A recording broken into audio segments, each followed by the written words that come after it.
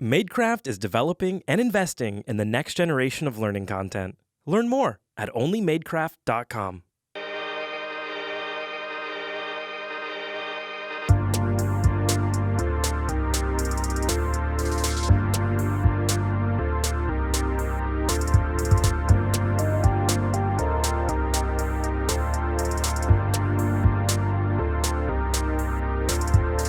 Hi, welcome to the 1 in 20 show, where we're looking to find the next 1 in 20 successful individuals who are pursuing their passions so that you can too. And today we're joined by Rahsaan. Rahsaan Patterson is an actor and recording artist from New York City.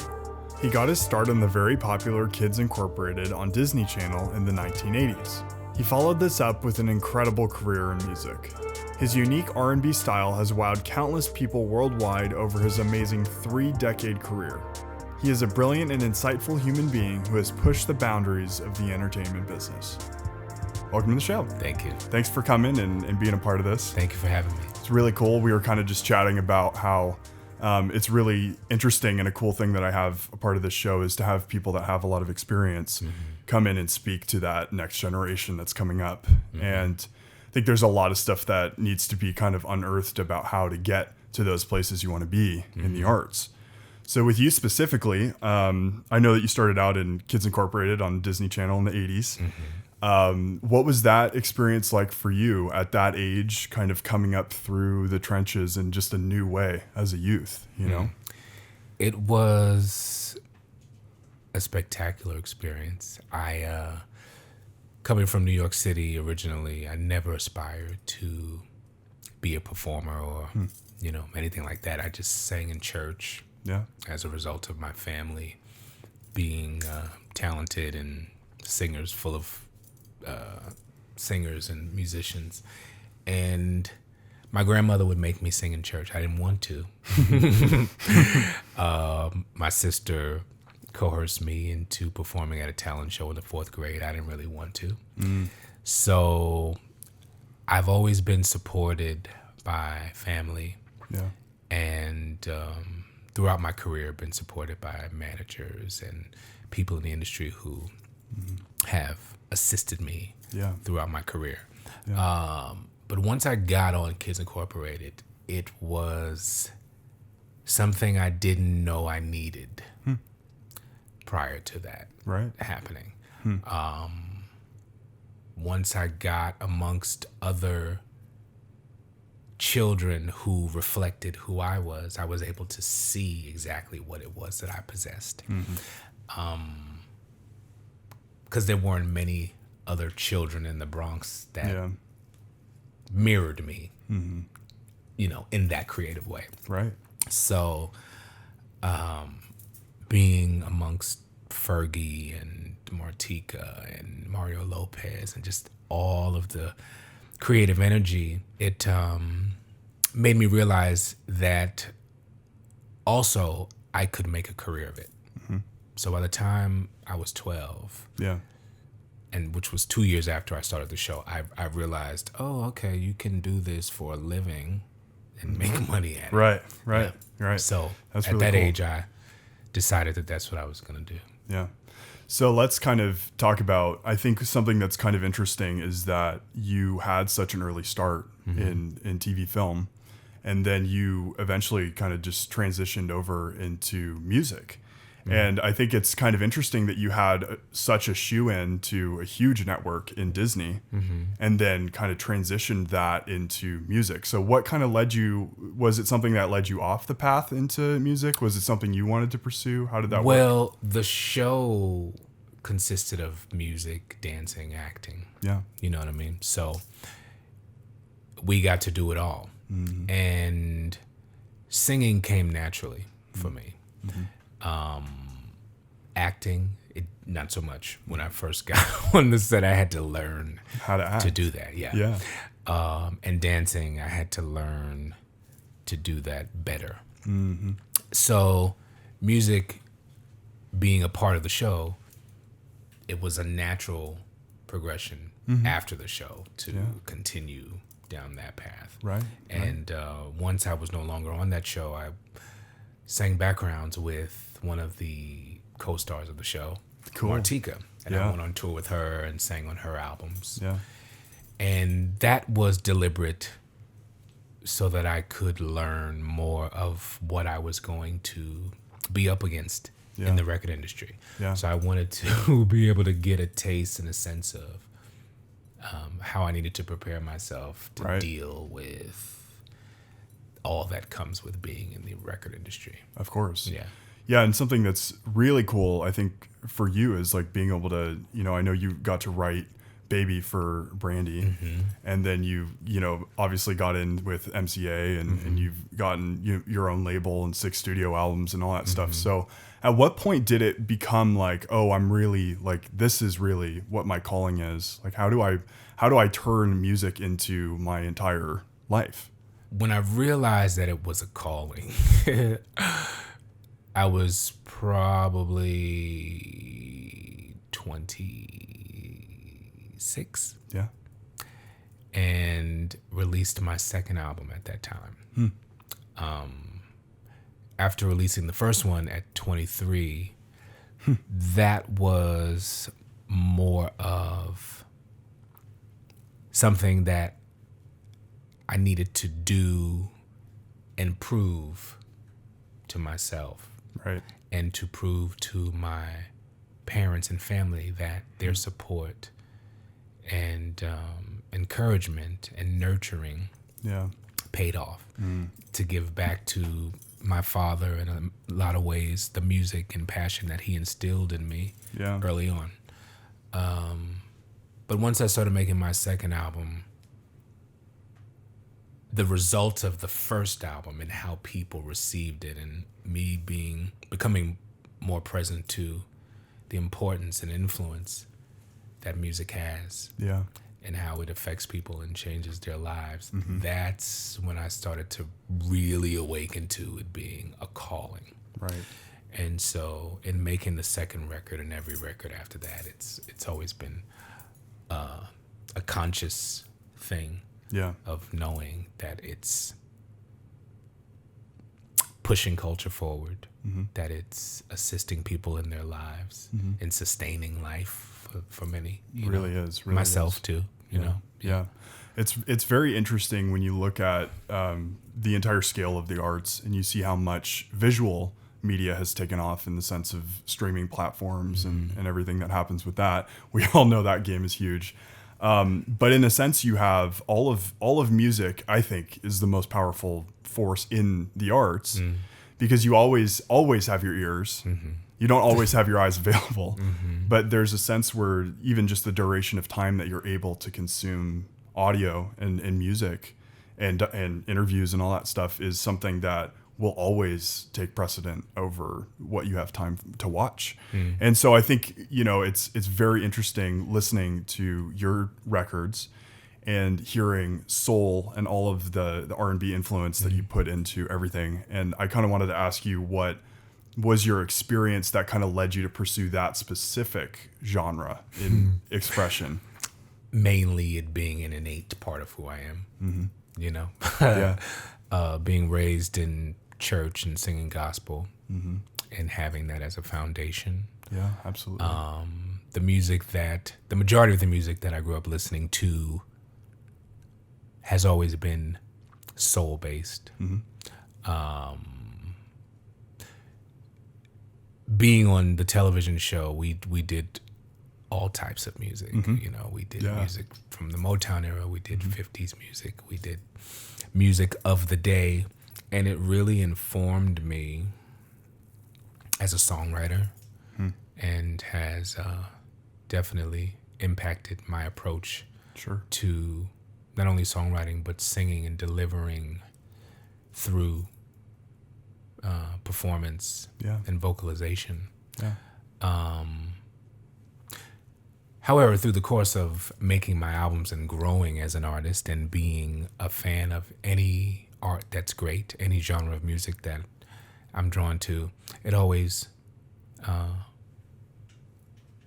helps to guide me into new areas. So although my music is rooted in soul and R&B, there are colors of different genres that definitely come through. And I think that definitely you see a bit of that. Like I was listening through Heroes and Gods, which came out this year. That has definitely a feeling of more modern R&B. There's a lot of like, I think one of your songs definitely has like a more punchy, like dance, electronic influence to it. Right. Yeah. And I was thinking through that and I'm like, this is different. Like there's I always think of like Earth, Wind and Fire R&B, which was so 70s and, all energetic and fun. But your music is really interesting because it offers that, but it also offers a really soothing and like peaceable quality that I feel like a lot of music maybe doesn't have nowadays. So does that come from a place within you that like you kind of is that just part of your expression of like trying to calm? It is just a part of my expression. Yeah. Interestingly enough, I have, for the most part of my life, been a very anxiety-driven individual, and it doesn't necessarily show up on the surface. Right. It never really has shown up on the surface. People tend to see me as being calm and cool. Yeah. Which I can be. However, internally, I'm always thinking and going through some type of emotional thing. And just very sensitive to life and people and stuff like that. Yeah. But I've had to learn as I've gotten older to relax. Yeah. You know I think what I mean? that's something that everybody To relax. goes through. But music has always soothed the savage beast, you know what I mean? Yeah. So, and my ability to produce music in the ways that I do have not only comforted people who listen to it and buy it and support it, but it's continuously reminding me of who I am and what I possess and at the core of who I am, so yeah. I think there's a level to anything in the arts where you see a distinction between people who are doing it because they had a foot in or a shoe in, right? Versus people who you can tell and know that they started from nothing and they came up through it because they needed to build on and wanted to build on their skill set to get to that point. And I think there's a sense of real privilege nowadays in the arts where there's a lot of people who, now that we're, approaching probably 100 years even in TV film, that somebody has a grandpa, somebody has an uncle who is able to like, oh, you want to be in it? Okay, you can be a director straight off or something like that. And they really don't. There's so many below the surface that are, trying so hard to get to that point, and they never see the light of day.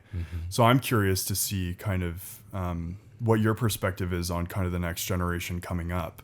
Like, do you see there being a path for somebody who maybe it takes them, 15 years before they get their first break? Do you see that as like still kind of a possibility for people? Or I believe that will always be the case. I believe that some people will have opportunities that come to them sooner than others. I think the most important thing, though, is to, one, have the talent. Yes. And that's really the important. passion for it. And to be patient with yourself and your development artistically. A lot of times people want it to happen quickly, and it doesn't work that way all the time. No. And it's important to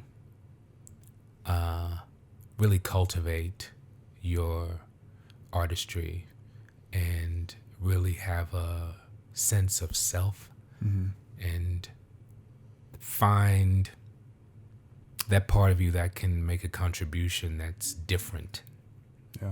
You know? I think going back a little bit to your point on kind of like, in a way, like the wars in our heads, like kind of the anxiety driven nature of a lot of creatives. I think in a way, and I kind of can maybe see a little of this through what you're saying right now, is that that kind of is a driver for a lot of people. Just the internal things that they deal with every day causes them to express themselves in so many new ways. Like I know a lot of that happens with a lot of music, because you see a lot of people that just kind of pour themselves into their records. Do you feel like that's been kind of a, cathartic for you in a way to be able to perform and do all that? Absolutely. Yeah. In creating my art, in making an album, I'm aware of my intention. I know what I want to take place. I know what I want the end result to be. And while I'm creating it, it's one thing. But when it's completed, I'm able to look at it from a different vantage point. Right. And I'm able to see how going through the process and completing a work actually puts the period on the space that I just came out of. Right. It's pretty amazing how the arts can do that to you, to anybody who just kind of wants to. I actually did that in high school. I had like really, really bad anxiety throughout high school that was leading me to a bad place. And the only way that I felt like I could really get it out was through writing a short that I ended up shooting and doing. And for me, in a similar way, I felt like, all right, that's it. That's the exclamation point on that time of my life. And I never looked back. Yeah. There's things about that where you create something and everything kind of goes away for you. Yeah. And I guess in a similar way, like you've been traveling all over the world for your music. You've seen so many different environments and different, people groups that receive your art in a different way. Yeah. So what is it that kind of, as you go from place to place, do you have affirmation from performing in front of a different live audience every night? It's always the same affirmation. And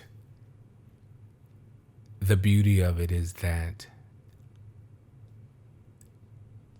people are present, they show up, they pay money to hear what you have to sing about, to share space and energy with you. Yeah. And they care enough to do that. You know what I mean? Right. Right. That's the first thing for me. That's always like, wow, people care enough to come, and take a moment out of their lives to spend it with me and the band and to partake in this energy. Right. And then goes back to the calling part of being able to see firsthand the effects of your gift and what it does and how it reaches and touches people. And that has always been the thing that has given me incentive to continue. Right. So I'm fortunate that throughout my career, I've been able to consistently not only record music, but to perform live. Right. And have that energy. Yeah. And I'm faced with it consistently throughout the year, and so it gives me incentive to keep going. Yeah, totally. Well, and 2 points kind of off of that, I think, is one, with the accessibility of music, it's becoming, and this is just from conversations I've had with some friends in this industry, that you see so many people having that accessibility to listen to you, maybe on Spotify. So why would I ever need to see them live? Because my generation is coming up with streaming and with the downloaded albums, and you don't even have to go to a store to buy an album. Now you just sit on your home computer. Some people never have to leave their home to know who you are. And something that the second point is off of that. Now it's becoming harder and harder for artists to really go and tour unless they're in that really select group that has the ability to, because, it's obvious that a lot of people, if they can just listen to you, I'm a culprit of it too. If I can just listen to somebody then and save money that way and not have to go see them, it's a testament to what you've done and built a fan base that actually really desires to see you. Yeah. So I think that's really, really wonderful. And one thing I would kind of branch off of that too is like, how have you seen your growth touring and you as a person and as an artist change over the 6 albums that you've done? As a result of being able to experience different cultures and travel to different countries and get a sense of how different people live in comparison to here in America, know. Oh my gosh. It's a beautiful thing to witness and take in.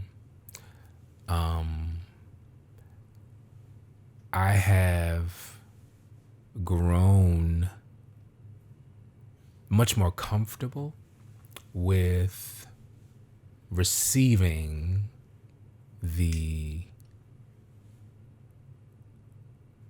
love and adoration that people have for me. When I first started touring and stuff, I wasn't as receptive to the acknowledgement of how great the work was and how well it was being received. People would compliment me, and I wasn't in a space of being able to 100% fully receive that. Right. Yeah. Because of where I was in my life and with myself. Right. Over time and having more of the experiences of traveling and just growing as an artist and a human being, today I can fully own and honor who I am, what I do, how I do it, and know that I'm deserving of all that comes as a result of possessing this gift. Right. I think that's a challenge for a lot of art space people, is it's hard to, once you put yourself out there in such a vulnerable way in whatever you're doing, it can be a real challenge to then receive, goodness from others and then be able to translate that into what you're doing. It's interesting to reflect on that, because when I think about like when my first album came out and people would tell me how much they loved it and and I'd be like, thanks, just uncomfortable with accepting that, Yeah. That's very interesting. I think something that we could kind of touch on a little bit is how you see the industry, the music industry now. This is kind of a sidebar, but how you see the industry kind of growing and changing nowadays. We kind of touched on it at the beginning. How do you see it from you being in it way back in the day, probably 20 years ago, right? At least. How have you, with your experience, seen how the music industry has kind of shaped and evolved itself with technology, with all kinds of other things? That's kind of a big question. Well, I've seen it in the ways that many of people who've been in the industry as long as I have watched it progress and change and shift. And that's just what time does. Time changes things, and you have to go with it, And I've never been one to resist change as it relates to art and industry. I've had to learn to accept change, right, personally. That wasn't always so easy. But in terms of like the creative arts, and that's always been very easy for me to just flow with. I don't find the changes of industry to be so traumatic. They are heavy, compared to when I first started making my albums, and Yeah. the access that you had to labels and things, and the interest that you got from labels, for artists, it's not so much that anymore. No. You got to be a personality. You don't even necessarily have to have a talent, but I've always occupied my space Right. in whatever the environment and climate of industry is. And I'm grateful for that, because it's allowed me to still do what I do and have an industry that is still aware of what I do Right. and still is able to see the guy who occupied his space in 1997 still occupying the same space in 2019. It's crazy. You know? Amazing. So, yeah, the industry is what it is, and social media is its own industry now. Oh yeah, we could get into that too. Ugh. It's crazy. It's interesting to see how that has evolved. Like, A lot. yeah. I was having a conversation with a friend last night also about how streaming platforms are so important and how they have clout.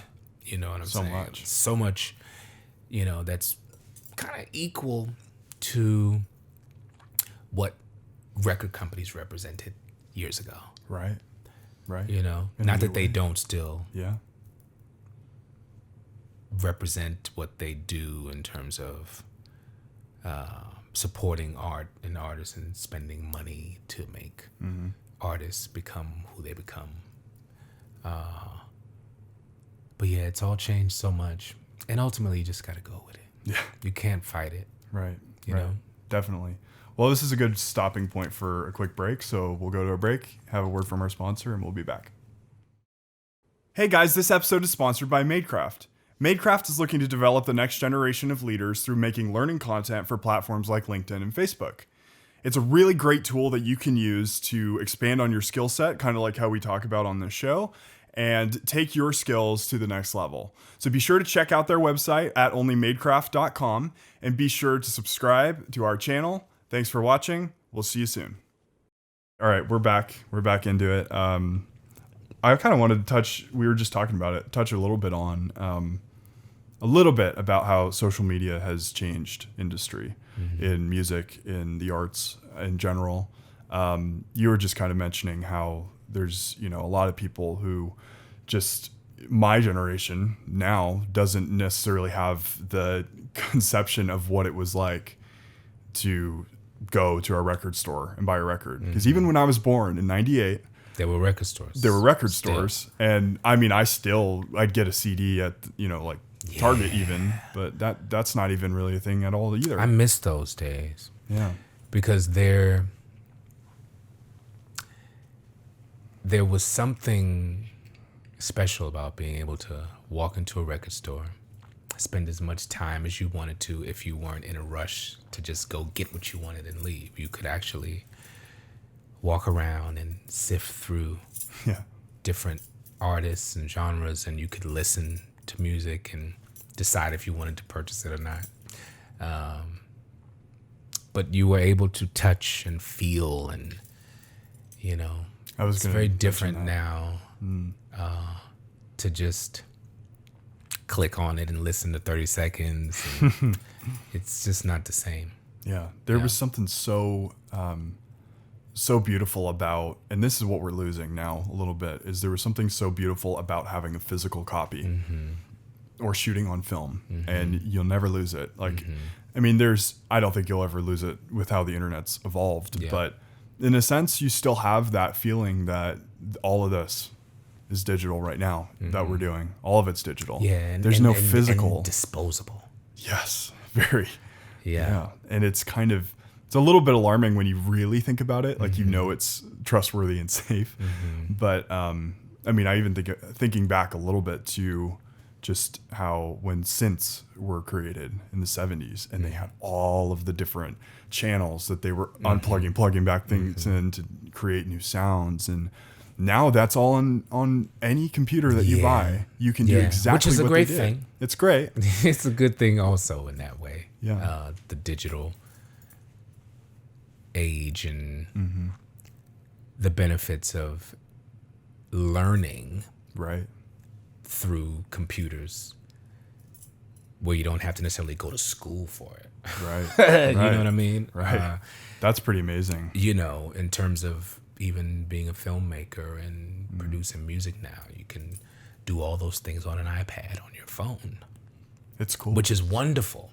But that saturates the market.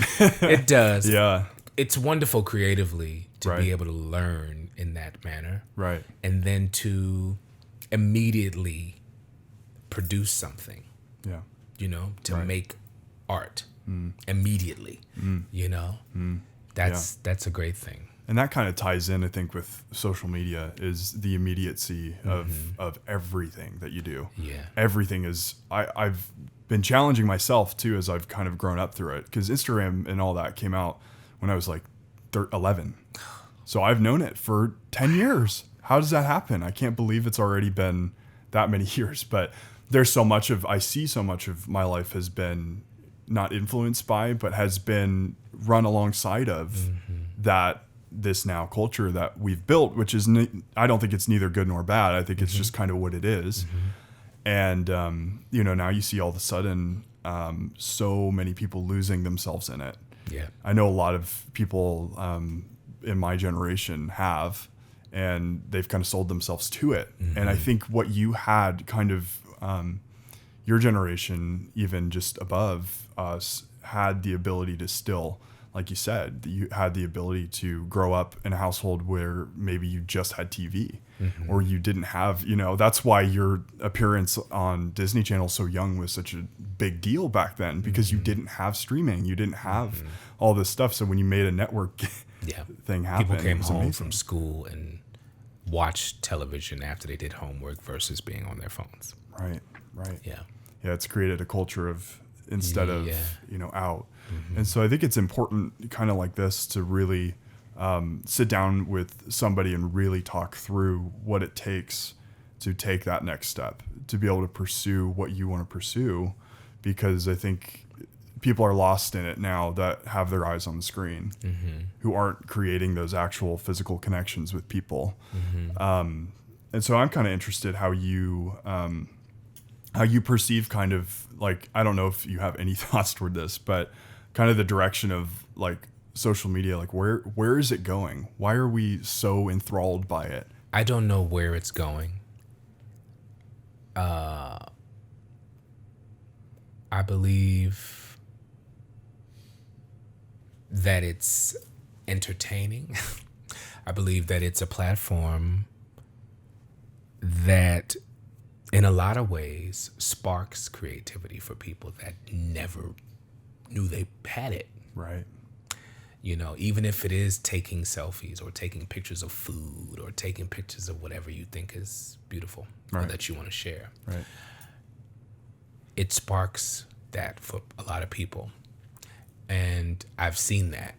I've seen people that I've followed who just were following me as fans, and they get inspired and influenced creatively to just kind of make their pictures a little more interesting. Right. You know? Crazy. Filters and things like that. So I think that's a great aspect of how social media has imparted ways of opening people's eyes to art Right. and opening them up to that they possess it as well. You know, I think a lot of people look to creatives as being superior because we do a thing they don't do, you know, and everybody possesses some type of talent.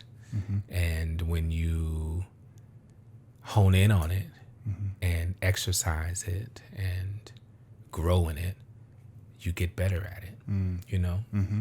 And that's something that I have witnessed on social media, and I appreciate it, actually. Mm-hmm. Because I've always been someone who never looked at myself as being better than the next person because I do what I do. Mm-hmm. You know, because I sing or write songs. You know, I never looked at myself in that way, or looked at anyone else as being less than because they don't do what I do.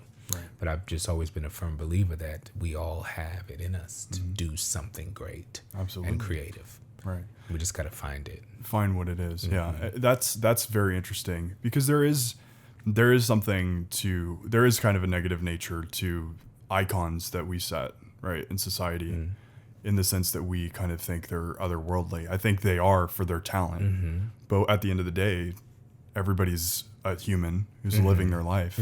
And what you just said is like super encouraging, I think, to a lot of people, because there is that sense of like, why do I not feel valued for who I am, or why haven't I found my path yet? And then that can even deter people off of the path more. And I feel like our culture could be better, I think, at like coming alongside of others, like you're mentioning, and saying, yeah, you can pursue this. That's kind of, actually, that's part of the mission of what I'm trying to do with this. Good. Is I think that I started this just because I wanted to try it. But then I've come to realize that because of what I want to do with it, it has the potential to help somebody. And that's something that I needed to learn, to be more altruistic and think of other people and how other people can come up to alongside you. Yeah. So, and it's important to be of service. Yeah. To humanity. Yeah. You know what I mean? To give something back. Right.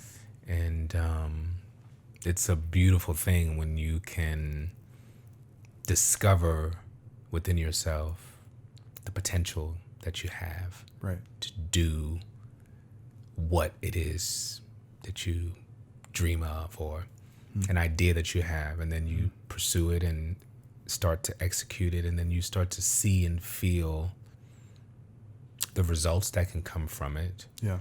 But while you're doing it, you're more inspired to continue to do it because you're feeling the thrill of producing the thing that you dream of.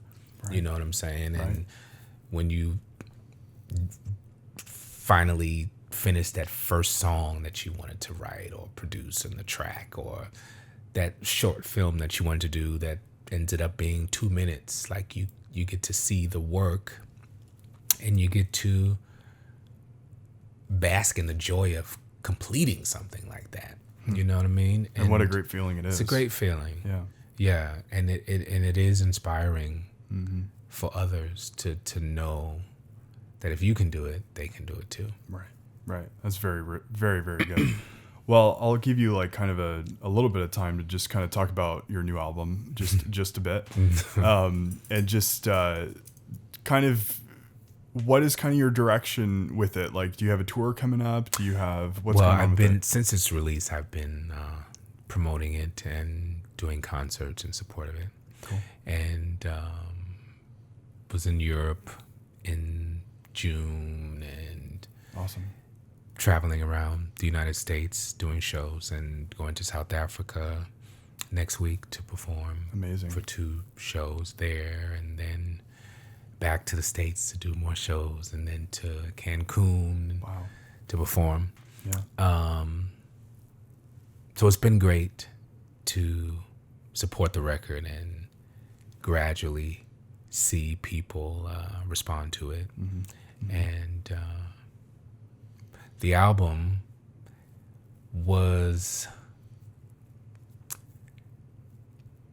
it is a mix of great songs. It is. They are great songs. It's a mix of great songs. Yeah. Ultimately, my intention was to take people through the journey of when they were first introduced to me as a solo recording artist to now. Right. And take the highlighted pieces of work through each one that people have loved and present them on a record in 2019 at the age of 45. The growth, all the best parts of me that I've shared musically and put it on one record. That's so cool. Thank you. What a wonderful way to express and put yourself out there. And I think that's really cool. And I wanted to thank you again for doing this. Thank you. Being a part of this. We're already rough up to 45 minutes, which is crazy. That was quick. Went by fast. Where can people find you on social media? What's your tags? They can find me on Twitter. My name is Too Long with the number 2. Facebook, Rahsaan Patterson Music, as well as a Rahsaan Patterson page. And then on Instagram, Rahsaan Patterson, RAHSAAN Patterson. Very cool. And then what else is there? There's Tumblr. I haven't heard that for a while. Yeah, there's Tumblr. Yeah. And I think my handle is Nashar, my first name backwards. Okay, there you go. And then SoundCloud. They can find my music stuff on there that hasn't been officially released. Oh, Stuff very that cool. I've put out over the years that I just do. And you're on Apple Music and Spotify. Apple Music and Spotify. All the good streaming stuff. platforms and Yeah. anywhere you can buy music. Yeah. Online retail stores, all that. Yeah. Very cool. Yeah. Well, thank you for being on. Thank you for having me. Thank you so much. And thank you guys for watching. Be sure to subscribe at 1 in 20 Show on everything.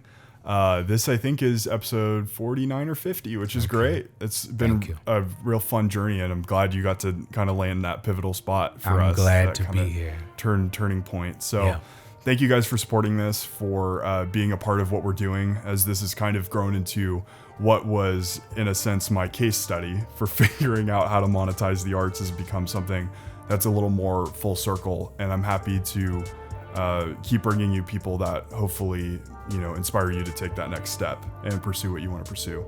So thank you for watching, and we'll see you guys later.